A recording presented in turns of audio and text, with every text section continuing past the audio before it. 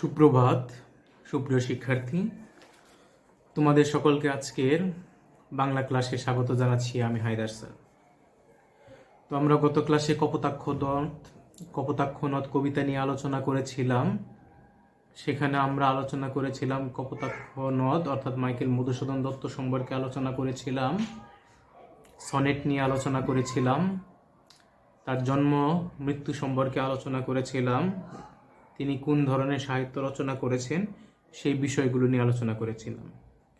তো আজকে কপোতাক্ষ নদ মূল পাঠে যাওয়ার পূর্বে যে বিষয়টা আমরা জেনে নিব সেটা হলো, একজন কবির কবিতা সম্পর্কে জানতে হলে সেই কবি সম্পর্কে আগে জেনে নেওয়া উচিত।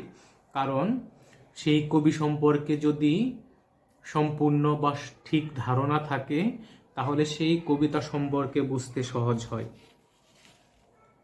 আমরা মাইকেল মধুসূদন দত্ত সম্পর্কে যদি বলতে যাই, যে একজন কবির যে বহির্জীবন রয়েছে, সেই বহির্জীবনকে বাইরে থেকে দেখে কোনো লাভ নেই। অর্থাৎ তার হৃদয়ের কথাগুলো, তার ভিতরের কথাগুলো, জীবনের কথাগুলো বের করে নিয়ে আসতে হবে। সেটাই হলো মূল বিষয়।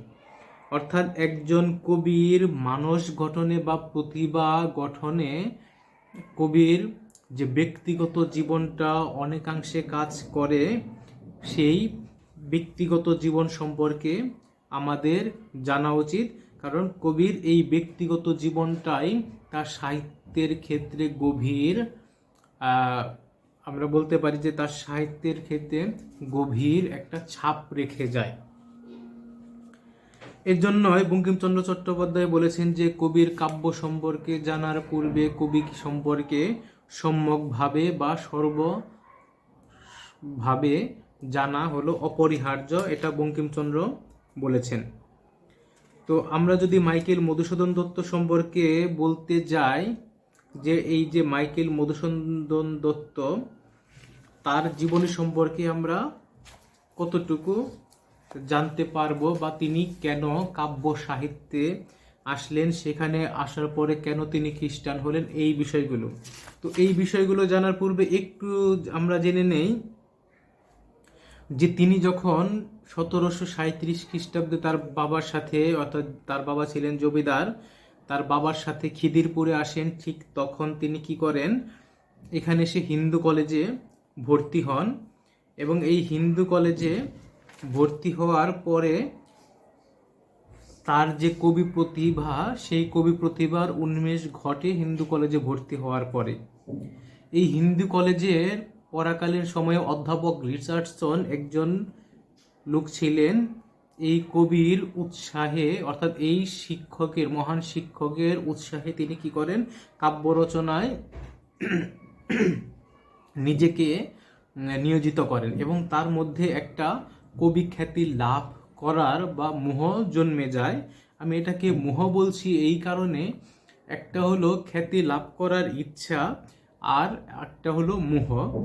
একটা ইচ্ছাটা আসে ভালোবাসা থেকে, আর মোহটা আসে লোভ থেকে। তো এই যে তিনি তারপরে কি করেন, কবিতায় খ্যাতি অর্জন করার জন্য তিনি ইংল্যান্ডে যাওয়ার ইচ্ছা পোষণ করেন এবং তিনি একটি কবিতার মধ্যেও ইংল্যান্ডে যাওয়ার ইচ্ছা প্রকাশ করেন এবং তার মধ্যে ইংরেজি কবিতা লেখার জন্য, যেহেতু ডিরোজিও এবং এই যে অধ্যাপক রিচার্ডসন, এই দুইজন সাহিত্যিকের সাথে, শিক্ষকের সাথে তিনি খুব অঙ্গাঙ্গিভাবে জড়িয়ে যান। তাদের ভাবধারা বা আদর্শ তাকে কি করেন, উদ্বেলিত করে। সেই জন্য তিনি বলেন যে I try to cross the vast Atlantic waves for glory or a নেমলেস grave.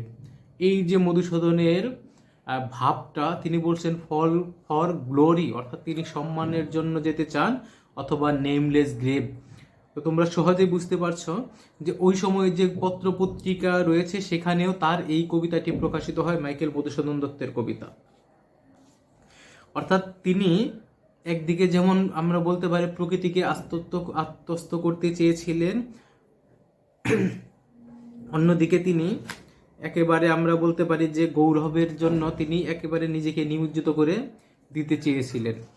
তো তিনি যখন এই চিন্তাধারা পোষণ করেন, তারপরে তিনি সরাসরি লিখেন যে এই গৌরবের জন্য তিনি পরবর্তীকালে প্রস্তুত হন এবং কিটসের মতো, আমরা জন কিটস একজন সাহিত্যিককে চিনি, তার মতো তিনিও বলতে আরম্ভ করেন যে I must pass them for a nobler life where I may find the agonies the strife of human hearts.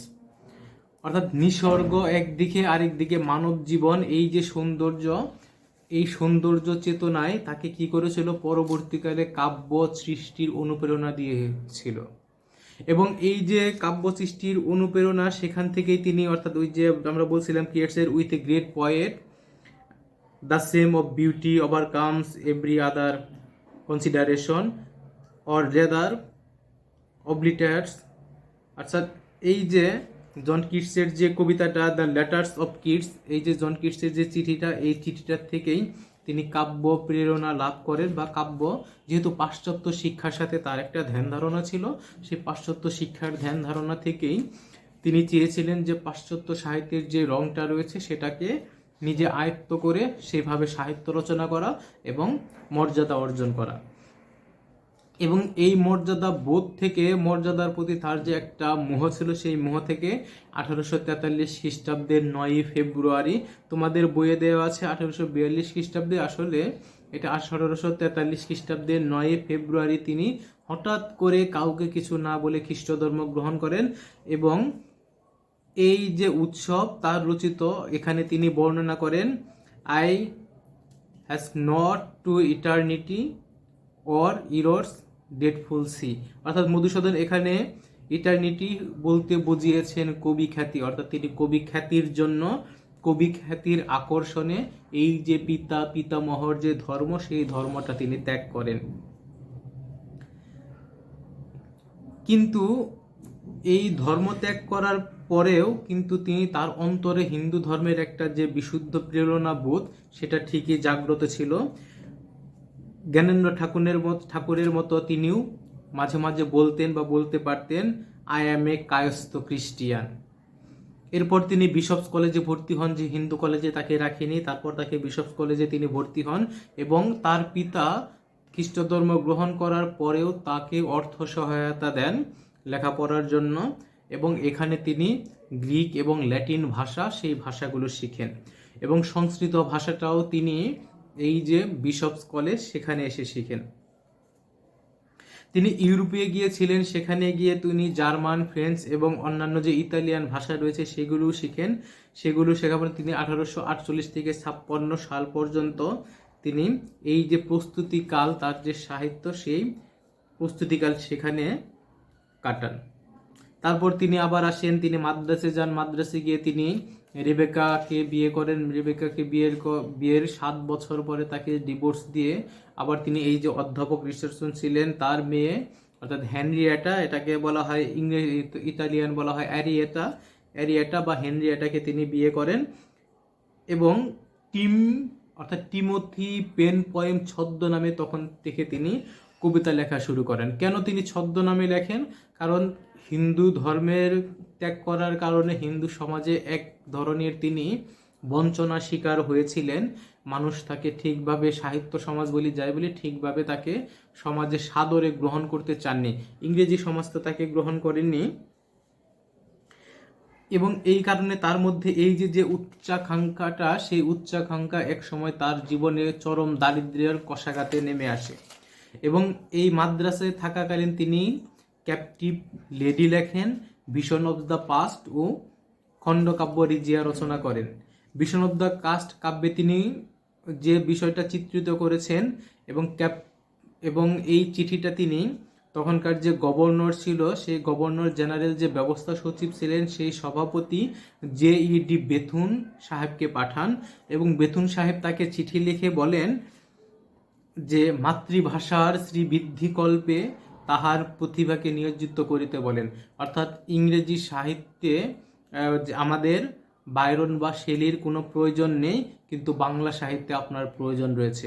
অর্থাৎ মাইকেল মধুসূদন দত্তকে এক ধরনের ইনসাল্টই করা হয় যে মাতৃভাষায় শ্রীভিত্তিকল্পে তাহার প্রতিভাকে যেন নিয়োজিত করা হয়, অর্থাৎ তাহার যে সাহিত্য প্রতিভা রয়েছে সেটাকে যেন তার মাতৃভাষার কাজে নিয়োজিত করা হয়। ইংরেজি সাহিত্যে নতুন করিয়া বায়রন বা শেলির প্রয়োজন নাই। এবং এই বেথুনের উপদেশ এবং বন্ধু, তার যে গৌরব দাস মাইকেল মধুসূদন দত্তের বন্ধু ছিল, এই বন্ধুর অনুরোধ তিনি এড়াইতে পারেননি বলেই তার সাহিত্য জীবনের যে তৃতীয় পর্ব শুরু হলো, তিনি কলকাতায় ফিরে আসলেন। এই কবিতার মধ্যে তিনি কিন্তু সেই বিষয়টাই বলেছেন, সতত যেমতুলুক নিশিয়ার স্বপনে শুনে মায়া মন্ত্র ধ্বনি তব কল কলে বহু দেখি জোড়ায় এ কানামে ভ্রান্তির ছলনে। এবং শেষে দেখবা যে বলছে দুগ্ধ শ্রুতরূপী তুমি মাতৃভূমি স্থনে। মাইকেল মধুসূদন দত্ত ফিরে আসলেন কপোতাক্ষ নদ কবিতা নিয়ে ফিরে আসলেন। তার আগে তিনি লিখেছেন কবি মাতৃভাষা। এই যে কবি মাতৃভাষা এবং কপোতাক্ষ নদ, এবং তোমাদেরকে যে বিষয়টুকু বললাম যে তিনি কেন কবিতা লিখলেন সেই বিষয়টুকু, অর্থাৎ তার মধ্যে যে এই যে একটা দেশপ্রেম জাগ্রত হয়, এবং দেশপ্রেমের জাগ্রত হওয়ার পরেই তিনি শেষ মুহূর্তে একটা ইচ্ছা পোষণ করেন, মধুহীন করোনাগো তব মন কোকোনাদে। অর্থাৎ দেশের মাটিতে তিনি রবীন্দ্রনাথ ঠাকুরের মতো একটু আশ্রয় চান। সার্থক জনম মাগো জন্মেছি এই দেশে, সার্থক জনম মাগো তোমায় ভালোবেসে। জানি নে তোর ধনরতন আছে কিনা রানীর মতন, শুধু জানি আমার অঙ্গ জোড়ায় তোমার ছায়া এসে। এবং শেষ মুহূর্তে তিনি এই মাটিতে শেষে নয়নটা বুঝতে চান। রবীন্দ্রনাথ যেমন বলেছিলেন ঠিক তেমনি মাইকেল মধুসূদন দত্ত সেই বিষয়টাই বলেন। অর্থাৎ তিনি শেষ পর্যন্ত নিজের যে ভাবধারা রয়েছে সেই ভাবধারাটাকে, অর্থাৎ মোহের যে ভাবধারা সেই ভাবধারাটাকে বিসর্জন দিয়ে বাংলা সাহিত্য সাধনায় আত্মনিয়োগ করেন।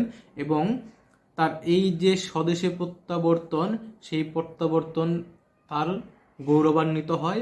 আমরা আজও যুগ যুগ ধরে এই যে মধুসূদনের যে গৌরব প্রত্যাবর্তন সেটাকে সাদরে গ্রহণ করে তাকে স্মরণ করি।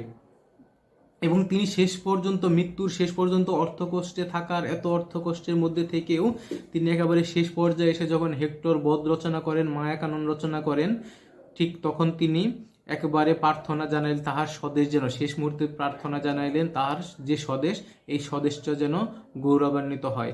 এবং এখানে যে তিনি কবিতাটা লিখেছিলেন বিষ্ণা ধনুর্গুণ, এই কবিতার শেষ লাইনে তিনি বলেছিলেন এবে ইন্দ্রপ্রস্থ ছাড়ি যায় দূর বনে, এই বর হে বরদে মাগে শেষ বারে, জ্যোতির্ময় কর বঙ্গ ভারত রতনে। এবং বঙ্গের যে পঙ্কজ রবি গেলা অস্ত জলে, অর্থাৎ মাইকেল মধুসূদন দত্ত তার শেষ নিঃশ্বাস ত্যাগ করেন দীর্ঘ একটা স্বদেশের গৌরবের যে প্রার্থনা গীত, এই প্রার্থনা গীত রচনা করে। তো আমরা যে কবিতাটা তোমাদের জন্য আলোচনা করছি সেটা হলো কপোতাক্ষ নদ। মাইকেল মধুসূদন দত্ত সম্পর্কে এই যে এতগুলো বিষয়গুলো বললাম, কেন বললাম, অর্থাৎ একজন কবি তার ব্যক্তি মনের কতটুকু মোহ ত্যাগ করে, সমস্ত কিছু ত্যাগ করে দেশে যখন প্রত্যাবর্তন করেন তাকে সাদরে গ্রহণ করা উচিত। এবং তার দেশের প্রতি যে কতটুকু ভালোবাসা রয়েছে সেই ভালোবাসার বহিঃপ্রকাশটা বোঝানোর জন্যই এই কথাগুলো বললাম। আরও অনেক বিষয় রয়েছে মাইকেল মধুসূদন দত্ত সম্পর্কে যদি বলতে যাই, যে তিনি তার ইংরেজি বিষয়গুলো রয়েছে, তাকে নিয়ে নানা ধরনের নানা ক্রিটিসাইজ করেছে, সেই বিষয়গুলো রয়েছে। তার বন্ধুদের তিনি চিঠি লিখেছেন কিভাবে, অর্থাৎ ভারতবর্ষের সম্পর্কে তিনি কি চিঠি লিখেছেন, যে তার যে ধর্মই বড় কথা না কবি ধর্মই বড় কথা, সেই বিষয়টা তিনি লিখেছেন, কি লিখেছেন সেই বিষয়টা। যদি আরেকটা জায়গায় বলি, যে এই যে তাকে যে বিভিন্ন মানুষ বিভিন্ন সময় বিভিন্ন কথা বলতো, সেই কথার মধ্য দিয়ে মাইকেল মধুসূদন দত্ত কি লিখেছিলেন, বন্ধু রাজনারায়ণ দত্তকে একটি চিঠি লিখে বলেছিলেন, there never was a fellow more madly after the muses than your poor friend, night and day I am at them. এবং মধুসূদন সামাজিক এবং রাজনৈতিক সমস্যা সম্পর্কে সচেতন ছিলেন। বিদ্যাসাগরের যে সংস্কার নীতিগুলো ছিল সেখানেও তিনি সমর্থন জানিয়েছেন, অকুণ্ঠ সমর্থন জানিয়েছেন। তো আমরা কবিতায় চলে যাই, কবিতায় চলে যাব, কিন্তু পরের ক্লাসে আমরা কবিতাটা পাঠ করব। আজকের ক্লাসে আমরা মাইকেল মধুসূদন দত্ত সম্পর্কে যে বিষয়গুলো বললাম সেই বিষয়গুলোর মধ্যে আমরা তার জীবনী থেকে একটু জেনে নিলাম যে তিনি কিসের মোহে কেন কবিতা। আমরা যদি বলতে যাই তাহলে দীর্ঘক্ষণ বলা যাবে মাইকেল মধুসূদন দত্ত সম্পর্কে, তার ব্যক্তি জীবন সম্পর্কে। তোমরা যখন দ্বাদশ শ্রেণীতে উঠবে, আরেকটু বড় হবে, তখন মাইকেল মধুসূদন দত্তের জীবনীটা পড়ে নিবে, বা এখন তোমরা ইচ্ছা করলে মাইকেল মধুসূদন দত্তের জীবনীটা পড়ে নিতে পারো, যে কোনো একটা লাইব্রেরি থেকে বইটা কিনে পড়তে পারো। দেখবা এর থেকে তোমরা অনেক কিছু শিখতে পারবে, যে ব্যক্তিগত জীবনে একটা ভুল সিদ্ধান্ত নিলে কিভাবে ভুগতে হয়, অর্থাৎ মানুষের জীবনের ড্রয়িংস এবং সাফারিংস, অর্থাৎ তুমি যেরকম কাজ করবে সেই রকমই ভোগ করবে, সেই বিষয়টা মাইকেল মধুসূদন দত্ত সম্পর্কেও জানা যায়। অর্থাৎ মাইকেল মধুসূদন দত্ত খ্রিস্ট ধর্ম গ্রহণ করার পরে মাইকেল মধুসূদন দত্তের জীবনের প্রচুর ক্ষতি হয়েছে, কিন্তু আমাদের যে বাংলা সাহিত্য, সেই সাহিত্যের লাভবান হয়েছে। তাহলে আমরা বলতে পারি মাইকেল মধুসূদন দত্ত ব্যক্তিগত জীবনে অনেক ভুগেছেন, কিন্তু বাংলা সাহিত্য সার্থকতা লাভ করেছে। দুইটা চরিত্রের, অর্থাৎ মাইকেল মধুসূদন দত্ত দুইটা দিক রেখে গিয়েছেন সমাজে। আমরা সরাসরি কবিতায় চলে যাই। মাইকেল মধুসূদন দত্ত প্রথমে বলেছেন সতত। সতত শব্দের অর্থ হলো সর্বদা, হে নদ তুমি পর মোর মনে। অর্থাৎ কবি যখন দূর প্রবাসে বসবাস করছেন, তার মধ্যে এই যে দেশটা, সেই দেশটাকে বারবার মনে পড়ছে, স্বদেশের প্রতি তিনি স্মৃতিকাতর হয়ে গেছেন। তাহলে আমরা এখান থেকে বলতে পারি এই কবিতার মধ্যে প্রথমেই কি পড়েছে, স্বদেশের প্রতি কবির যে মনের মধ্যে স্মৃতিকাতরতা রয়েছে, সেই স্মৃতিকাতরতা প্রকাশ পেয়েছে।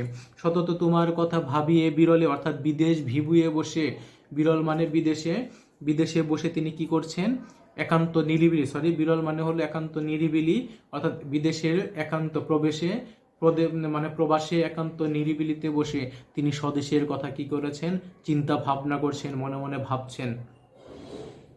সতত যেমতি লোক নিশার স্বপনে, অর্থাৎ রাত্রি স্বপনে যেমন করে লোক কি করে, শুনে মায়ামন্ত্র ধ্বনি, ক্ষণিকের জন্য মায়ামন্ত্র ধ্বনি শুনে, অর্থাৎ আমরা জানি স্বপ্নটা খুবই ক্ষণিকের, স্বপ্ন দেখে, ঠিক তেমনি যেন তব কলে কলে জুড়াই এ কান আমি ভ্রান্তির ছলনে, ঠিক তেমনি হে কপোতাক্ষ নদ, তোমার কলকল যেন এই প্রবাসে বসে আমি নিশার স্বপনেও শুনতে পাই, এবং আমি আমার কানের, অর্থাৎ কানের যে ভ্রান্তির ছলন, ভুল করে তোমার যে কলকল শব্দ, সেই শব্দ শুনতে পেয়ে আমি আমার হৃদয়, কান জোড়াই। আমরা জানি কান দিয়ে যে শব্দ হৃদয়ে বা মস্তিষ্কে স্নায়ুতে প্রবেশ করে, সেই শব্দের মধ্য দিয়ে কবি কি করেন, তার হৃদয়টাকে প্রশমিত করেন, শান্ত করেন।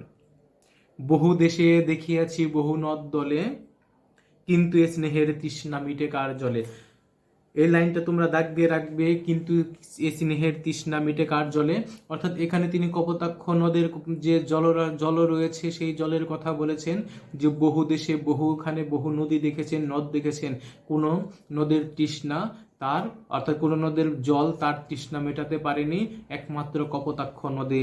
অর্থাৎ কপোতাক্ষ নদের প্রতি তার যে ভালোবাসা, সেই ভালোবাসার মধ্য দিয়ে সারা দেশের প্রতি, অর্থাৎ বাংলাদেশের প্রতি বা বঙ্গদেশের প্রতি তার যে ভালোবাসাটা, সেই ভালোবাসাটার বহিঃপ্রকাশ তিনি ঘটিয়েছেন। দুগ্ধ স্রোতরূপী তুমি জন্মভূমি স্তনে, এটা 100% কমন একটা অনুধাবন প্রশ্ন, এটা বারবার আসে। অর্থাৎ কপোতাক্ষ নদের পানিকে তিনি দুগ্ধ স্রোতরূপী বলে কল্পনা করেছেন। একজন শিশুর কাছে মায়ের বুকের দুগ্ধ যেমন পুষ্টিকর, ঠিক তেমনি কপোতাক্ষ নদের পানীয় বা জল ঠিক নদীর কাছে ঠিক তেমনি সুস্বাদু, ঠিক তেমনি উপকারী হিসেবে অভিহিত হয়েছে। অর্থাৎ কপোতাক্ষ নদের জলরাশিকে তিনি অধিক মূল্যবান, মায়ের স্তন যেমন মূল্যবান, ঠিক তেমনি তিনি কপোতাক্ষ নদের জলরাশিকে মহা অতি মূল্যবান হিসেবে অভিহিত করেছেন। আর কি হে হবে দেখা, এখানে কবি সন্দেহ প্রকাশ পেয়েছে। কবি বলেছেন আর কি হে হবে হে দেখা, যতদিন যাবে। কারণ কবি প্রবাসে বসবাস করছেন, কবি জানেন না কবি দেশে ফিরতে পারবেন কিনা, কারণ সেখানে তিনি নিদারুণ অর্থকষ্ট ভোগ করছেন। সেখানে অর্থাৎ তিনি যখন একা ছিলেন তখন তিনি খুব ভালো ছিলেন, মোটামুটি নিজের কোনোভাবে চলতে পারতেন, কিন্তু যখন তার স্ত্রী এবং সন্তান নিয়ে সেখানে ফ্রান্সের ভার্সাই নগরীতে গিয়ে হাজির হন, ইংল্যান্ডে গিয়ে হাজির হন, তখন তিনি আরও নিদারুণ অর্থকষ্টে পড়ে যান। সে সময় তিনি একেবারে নিরুপায় হয়ে ঈশ্বরচন্দ্র বিদ্যাসাগরকে চিঠি লেখেন যে আমি তো আর পারছি না, যে আমি কিভাবে এখানে টিকে থাকতে পারি, আমার ব্যারিস্টারি পড়াও শেষ হয়নি, আমি কি তাহলে চলে আসবো কিনা। এই চিঠিটার কারণে ঈশ্বরচন্দ্র বিদ্যাসাগর তাকে যতটুকু সহযোগিতা করার করেন এবং মাইকেল মধুসূদন দত্ত, ঈশ্বরচন্দ্র বিদ্যাসাগরের সহযোগিতায় শেষ পর্যন্ত ব্যারিস্টারি পড়াটা শেষ করেন। বলছে প্রজারূপে রাজরূপ সাগরের দিতে। এখানে প্রজারূপ বলতে আসলে বোঝা হচ্ছে কপোতাক্ষ নদকে বলা হচ্ছে যে প্রজারূপে তুমি কি করতে, রাজরূপ অর্থাৎ সাগরকে তুমি কি রাজরূপ সাগরকে তুমি যে জলরাশি দিতে, বাড়ি রূপ করো তুমি এ মিনতি গাবে, অর্থাৎ বাড়ি রূপ কর তুমি। এখানে বলা হয়েছে যে প্রজারূপে তুমি যেমন করে সাগরকে তোমার কি দিতে, যে জলরাশি দিতে, সেই রকম তুমি বাড়ি, বাড়ি মানে আমরা জানি বাড়ি মানে পানি বা বৃষ্টি, সেই অর্থে ব্যবহৃত হয়, যে বাড়ি রূপ কর তুমি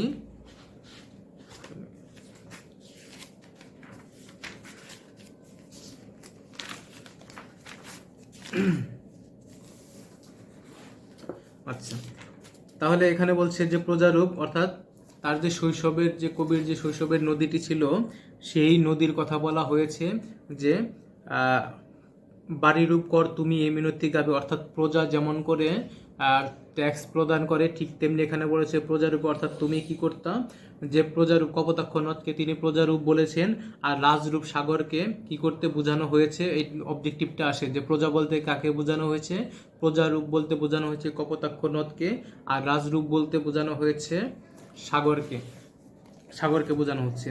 অর্থাৎ এখানে বলছে যে কবি জানেন তার শৈশবের নদীটি আগের মতোই কি করে সাগরকে বাড়িরূপ জল, এখানে জলটা হচ্ছে জলটা তিনি কি করছে কর দিয়ে যাচ্ছে, কবিতা সরি কপোতাক্ষ নদ কর দিয়ে যাচ্ছে, অর্থাৎ প্রজা যেমন রাজাকে কর বা ট্যাক্স দেয়, রাজস্ব দেয়, ঠিক তেমনি কপোতাক্ষ নদ যেন বছরের পর বছর দীর্ঘ সময় ধরে সাগরকে এই যে জলরূপ ট্যাক্স দিয়ে যাচ্ছে।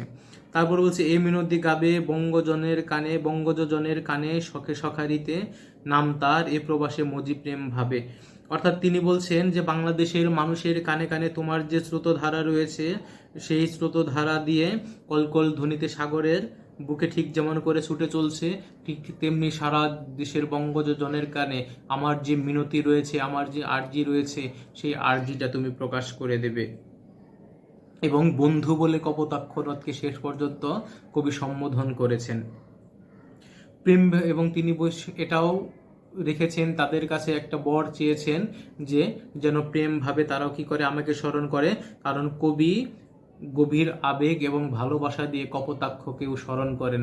আমরা কিন্তু একটু আগে একটা কবিতা পাঠ করেছিলাম যে বঙ্গজনের কানে তিনি কি করেছেন মানুষের কাছে, আমরা রবীন্দ্রনাথ ঠাকুরের একটা কবিতা পাঠ করেছিলাম সার্থক জনম আমার, অর্থাৎ সেই সার্থক জনম আমার জন্মেছি এই দেশে, ঠিক তেমনি তিনি এই জন্মভূমির কথা এবং শেষ আশ্রয় প্রার্থনা করছেন, এখানে ভালোবাসায় স্মরণ করছেন।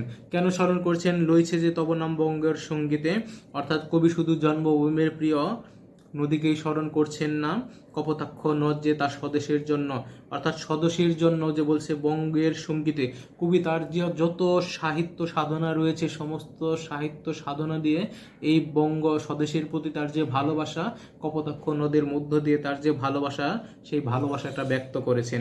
অর্থাৎ প্রবর জীবনে বসে তিনি তার যে গান রয়েছে, কবিতা রয়েছে, শৈশব কৈশোরের যত স্মৃতি বিজড়িত দিনগুলো রয়েছে, সেই দিনগুলো দিনলিপিতে তিনি কি করেছেন, কপোতাক্ষ নদের কথা লিখেছেন, তার এবং তার প্রিয় নদের নাম বঙ্গের সঙ্গীতে রূপান্তরিত করতে চেয়েছেন তিনি।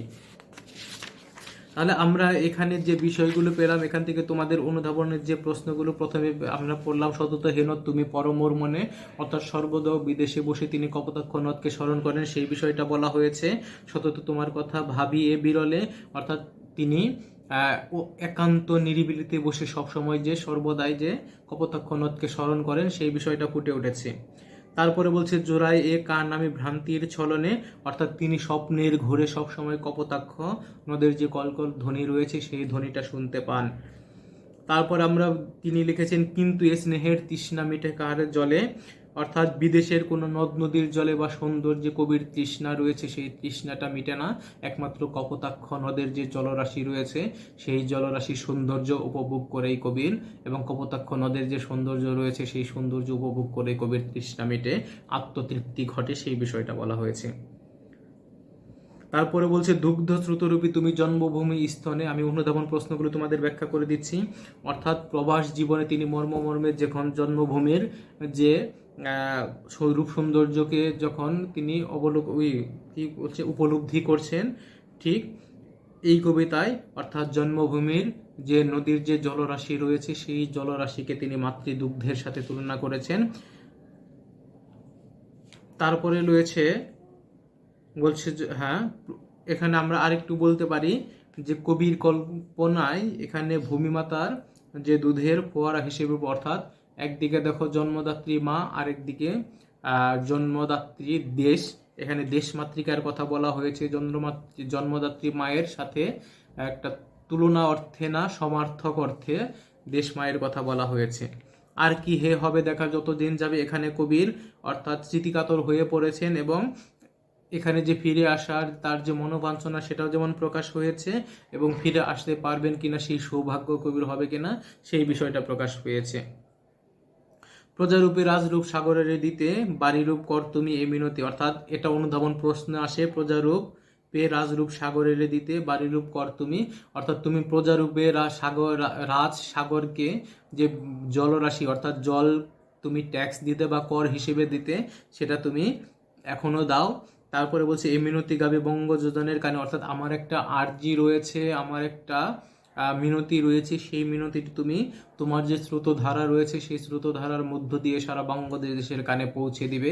অর্থাৎ এখানে কবি হৃদয়ের একেবারে বিহ্বলতা যাকে বলতে পারি, আকুলতার যে বিষয়টা সেই বিষয়টা প্রকাশ পেয়েছে।